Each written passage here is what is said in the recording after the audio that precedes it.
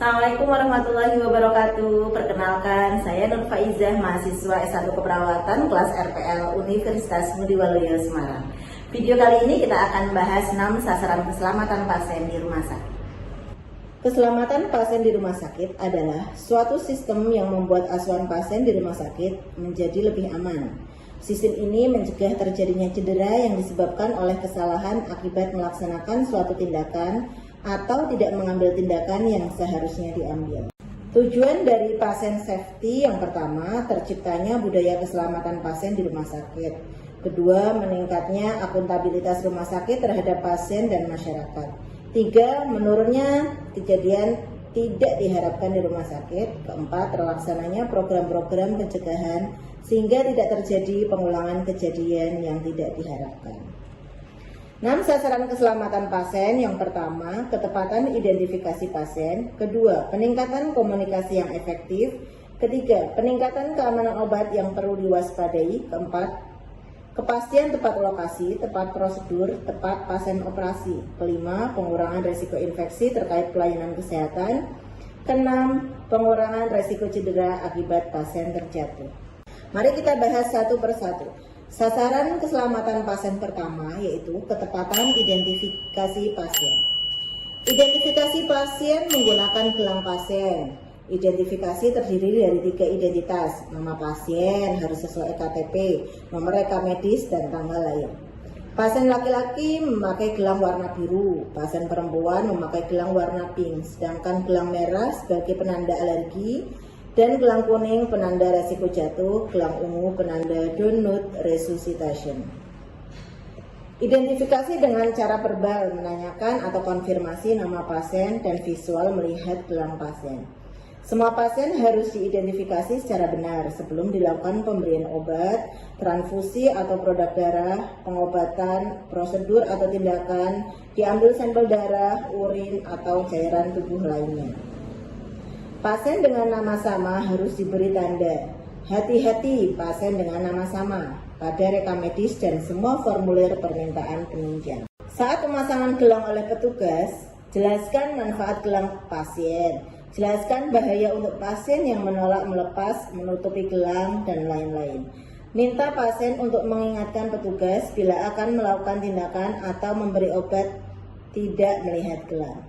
Petugas harus melakukan identifikasi pasien saat pemberian obat, pemberian darah atau produk darah, pengambilan darah dan spesimen lain untuk pemeriksaan klinis, sebelum memberikan pengobatan, sebelum memberikan tindakan.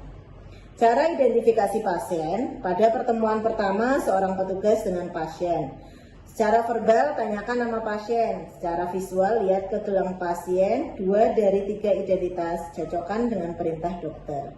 Ketiga, pertemuan berikutnya lihat ke visual, ke gelang pasien, 2 identitas dari 3 identitas. Sasaran keselamatan pasien kedua yaitu peningkatan komunikasi yang efektif.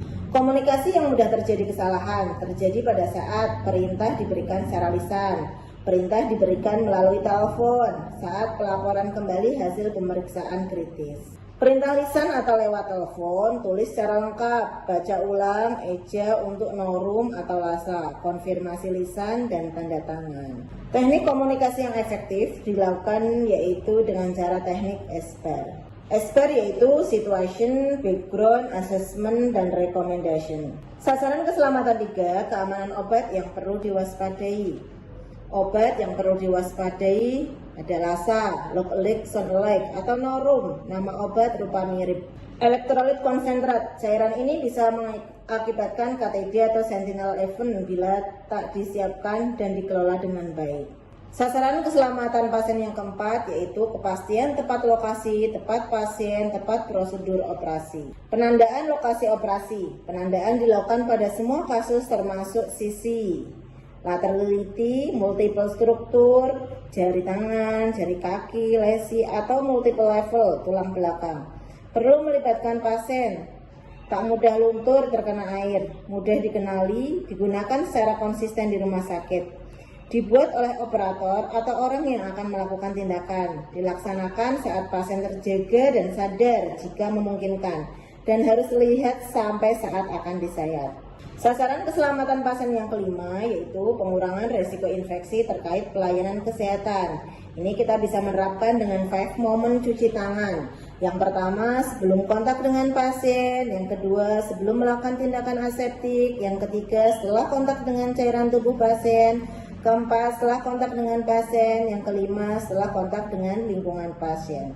Kita juga harus menerapkan 6 langkah cuci tangan. Bisa menggunakan metode hand rub atau hand wash. Kalau hand rub waktunya 20 sampai 30 detik. Kalau hand wash waktunya 40 sampai 60 detik.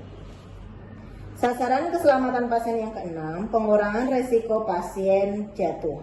Pedoman pencegahan pasien resiko jatuh, pastikan bel mudah dijangkau. Roda tempat tidur dalam posisi terkunci. Posisikan tempat tidur pada posisi terendah agar pengaman tempat tidur dinaikkan. Kalau resikonya sedang, lakukan semua pedoman pada resiko rendah. Pakailah gelang khusus berwarna kuning sebagai tanda pasien resiko jatuh. Tempatkan tanda kuning pada daftar nama pasien. Beri tanda kuning pada pintu atau tempat tidur pasien. Pasien dengan resiko tinggi, lakukan semua pedoman tingkat rendah dan sedang. Kunjungi dan monitor pasien setiap 2 jam. Jika memungkinkan, tempatkan pasien dekat dengan nurse station. Demikian video 6 sasaran keselamatan pasien. Semoga bisa bermanfaat. Mohon maaf apabila ada kekurangan. Terima kasih. Assalamualaikum warahmatullahi wabarakatuh.